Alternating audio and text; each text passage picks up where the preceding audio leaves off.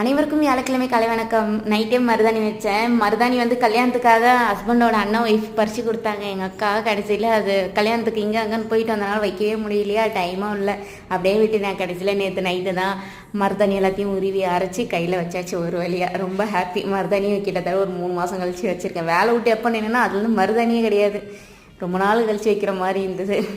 இன்றைக்கி காலையில் டிஃபன் வந்து ரவை உப்புமா பண்ணிட்டேன். கொஞ்சம் தான் பண்ணேன். நேற்று வச்ச சாப்பாடு கொஞ்சம் பழையது இருந்தது, சரி ஷேர் பண்ணி சாப்பிட்டுக்கலாம்னு சொல்லிட்டு ரவை உப்புமா கொஞ்சம் பண்ணிவிட்டேன், அந்த பழையது. அப்புறம் மதியானத்துக்கு வந்து சாப்பாடு, அதுக்கப்புறமா வந்து நேற்று தயிர் கட்டி வச்சுருந்தேன்னா, பால் உரக்கட்டி வச்சுருந்தேன்னா அதுதான் கட்டி தயிர், அது கட்டி தயிர். அதுக்கப்புறமா வந்து வாழைத்தண்டு கொஞ்சோண்டு இருந்தது, அது வாழைத்தண்டு பொரியல் பண்ணிவிட்டு, அதுக்கப்புறம் பீட்ரூட் இருந்தது, அது வந்து தேங்காய் சோம்பெல்லாம் அரைச்சி போட்டு சூப்பராக தாளித்து குழம்பு மாதிரி இல்லாமல் பெரட்டின மாதிரி எடுத்து கொடுத்துட்டேன். இன்றைக்கி இதுதான் ஸ்பெஷல். என்னோடய வீடியோ பிடிச்சிருக்குன்னு நினைக்கிறேன். மறக்காமல் சப்ஸ்கிரைப் பண்ணி சப்போர்ட் பண்ணுங்கள் ஃப்ரெண்ட்ஸ். நான் மீண்டும் இன்னொரு வீடியோவில் பார்க்கலாம். அதுவரை உங்களிடமிருந்து விடைபெறுவது உங்கள் நாயகி. பை.